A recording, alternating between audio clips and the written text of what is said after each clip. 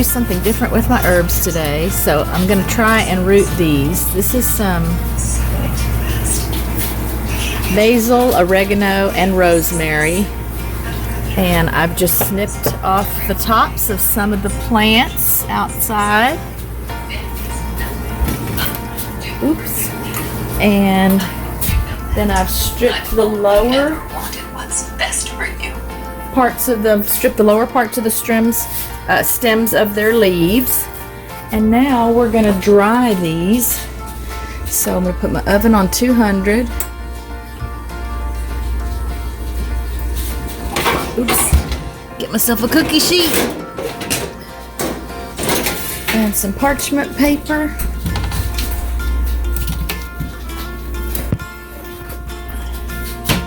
Until I have a dehydrator one day, this is how I have to do it. So now I will place my leaves on my parchment paper. I am going to keep them separate here, but I'm hoping that I can grow a plant that's a multi-plant creation. I'm not good at that, but I'd like to learn how to be good at that. It's a pretty good harvest already, and I just feel like I just barely did any pruning.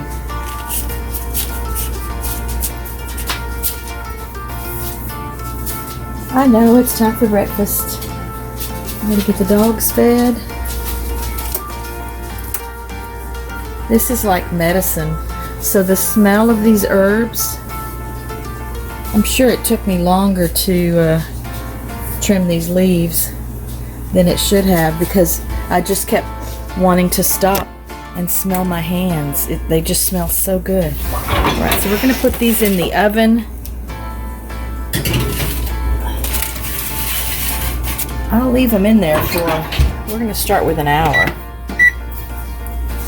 But I'll check on them before the hour is up. And now it's time for breakfast. You guys ready? Are you hungry? Who's hungry? Okay, so these have actually been in there for a little over an hour. Wasn't quite pleased with how dry they were at just an hour. And that's what I want right there. So again, there's my basil, my rosemary, my oregano, and once they're cooled, I will crush them up, and they'll go into their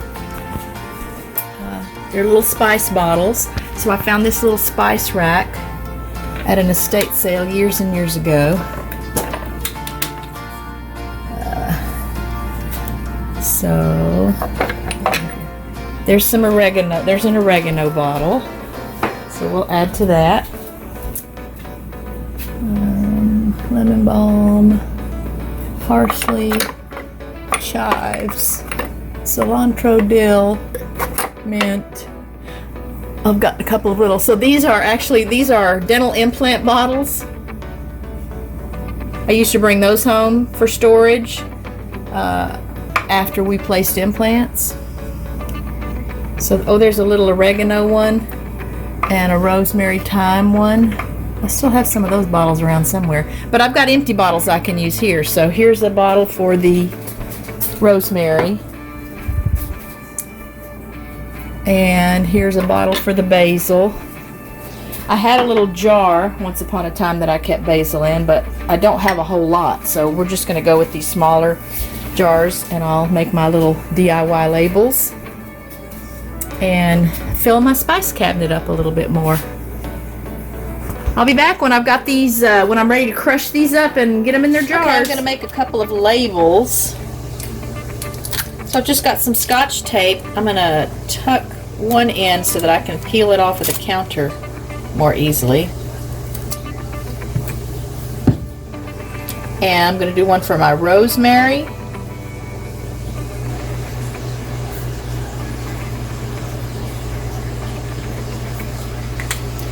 So we'll put that down.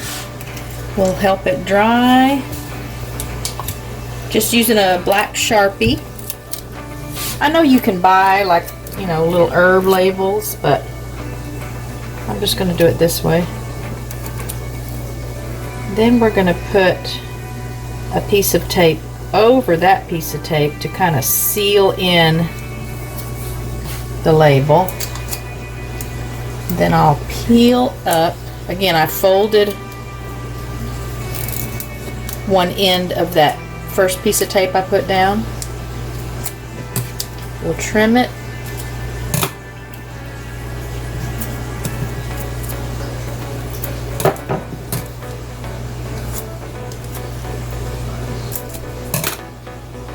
And then we'll get it put on the bottle.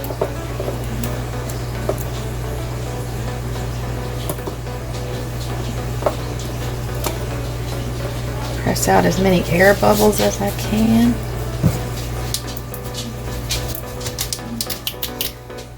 And just using a black Sharpie and some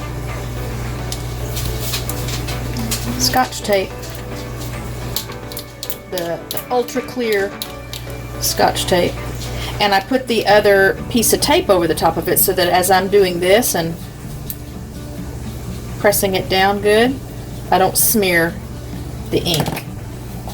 Then I have my bottle ready for my rosemary. So let's now get the rosemary crushed.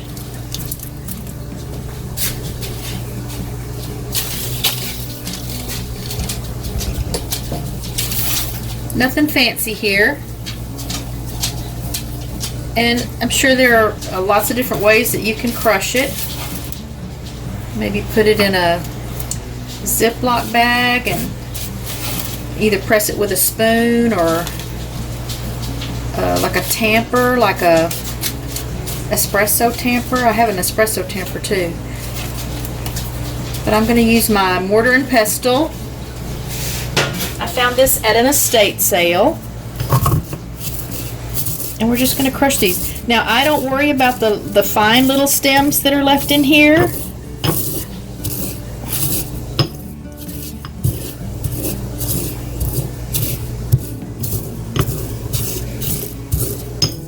I'm going to get this crushed as finely as I can.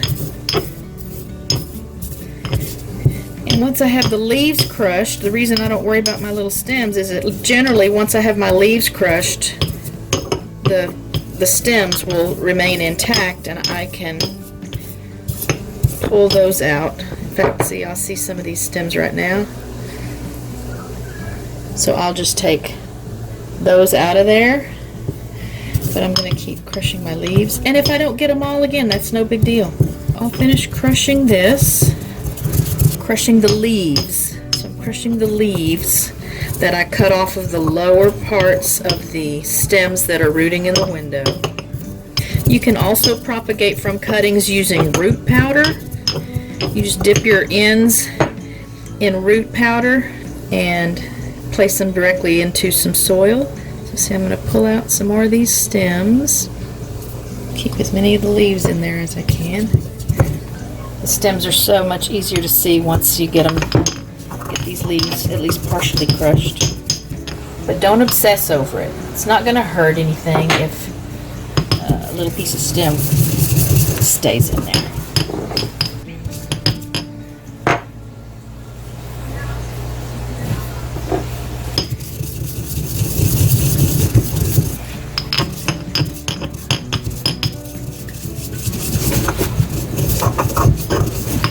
That's pretty good right there. And I think I got most of the stems out. So now we're going to put it in its jar. Okay, I'm just going to use my homemade funnel, just a homemade paper funnel. I have a funnel here, but the end of it is too small. It's a little bit too small, and that often will make the little pieces of the herbs clog up the end. On we go with the lid. Look at how beautifully fine that is ground. Right, and that's my rosemary. So now I'm going to rinse out get my mortar and pestle rinsed off, and we'll move on to one of the other herbs. Okay, next up I'm going to work on the oregano.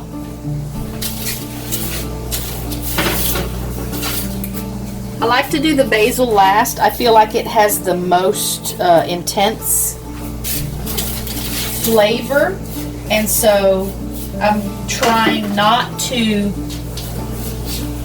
have too much of the essence of the basil in with the other herbs. These other herbs are a little more subtle.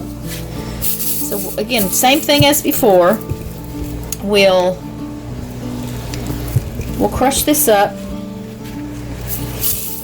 and then remove the stems as the leaves separate from the stems. Get that nice crunchy sound. Oh, and I have some mint left over. I just let some mint dry on the counter. I use that in my tea.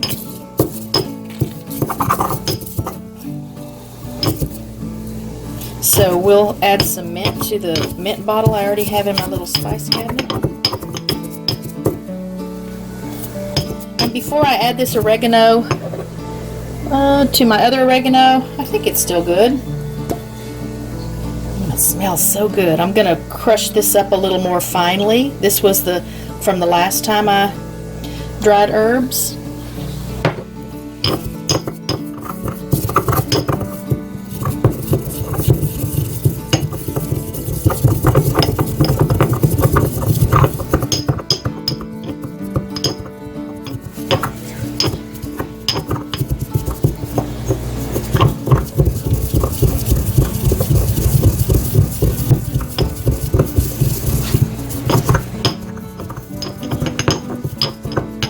I'm sure somebody has like an herb grinder. I'm sure there's such a thing as an herb grinder. And that would be a simpler way to do this.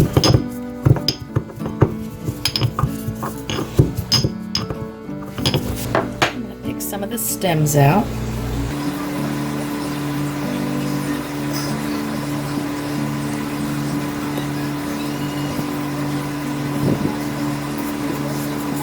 Not too many. Again, some of the stems on this were so fine that they're just grinding up with the leaves really nicely.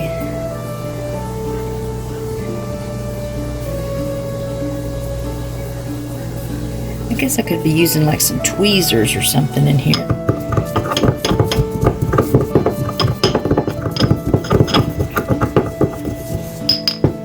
That's looking pretty good.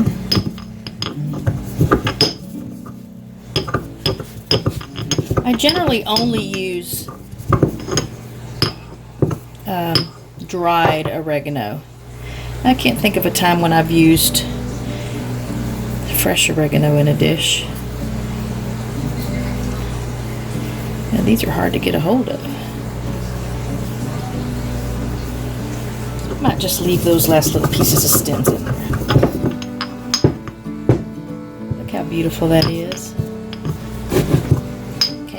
This oregano to it, and we're going to get it crushed up a little more into finer pieces.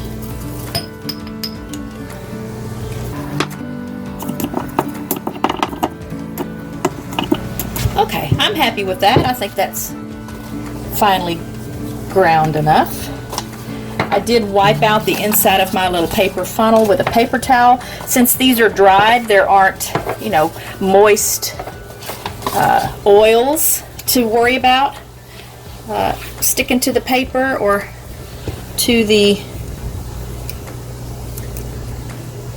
mortar and pestle.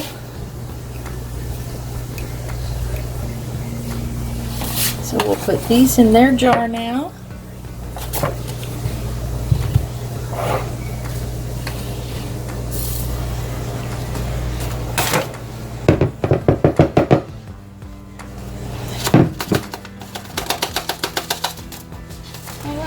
And I made, I already had that label on that one. So now there's some dried oregano.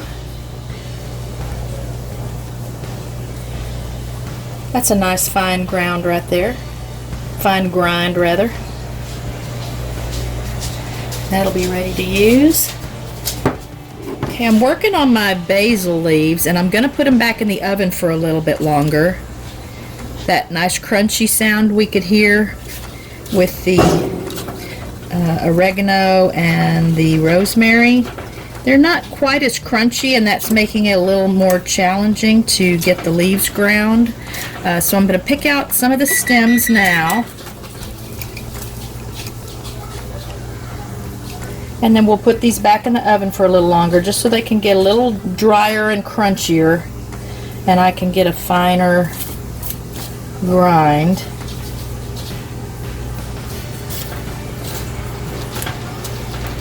The leaves, again, obviously the leaves of the rosemary and the oregano are much smaller. These were big. These were big basil leaves. So a lot more moisture to get rid of. So we're just going to put this back in the oven. Probably only needs to go for, you know, 15 minutes or so, maybe 20 minutes. I'll check them here. Since they're already ground, it won't take very long. And since they were already at least partially dried, it won't take very long. And while we're waiting on our basil to dry a little bit more, I just wanted to show you the last time I used a bell pepper. I use a bell pepper a lot in my cooking, and I made a batch of beef enchiladas. I like onion and green bell pepper in my beef enchiladas. I saved the seeds from the bell pepper so that I can get those planted. They've just been here on the counter drying out for about a week, maybe 6 days, and then I will get some of these planted, because again, I use a lot of bell pepper, and you can harvest a lot of your own seeds from a lot of the produce that you use in your everyday cooking without having to order seeds and wait for them to be delivered to you. Alright, so I got my mint. I don't have to crush the mint so finely because I use a diffuser. Is that what that's called? The little thing you put in your tea? Infuser? Yeah. When I make my tea with it. Oh, we already looked at my rosemary. We looked at my oregano. And then I got my basil. Again, that extra time in the oven did help it to get dry enough for me to get it crumbled into a nice fine grind. So there's some dried herbs, kind of the old-fashioned way. Hope you enjoyed the video. One day again I'll have a dehydrator, but for now this is how I do it. Love to all from RichKat Ranch. Be safe, be happy, be well, be blessed, and I'll see you in the next video.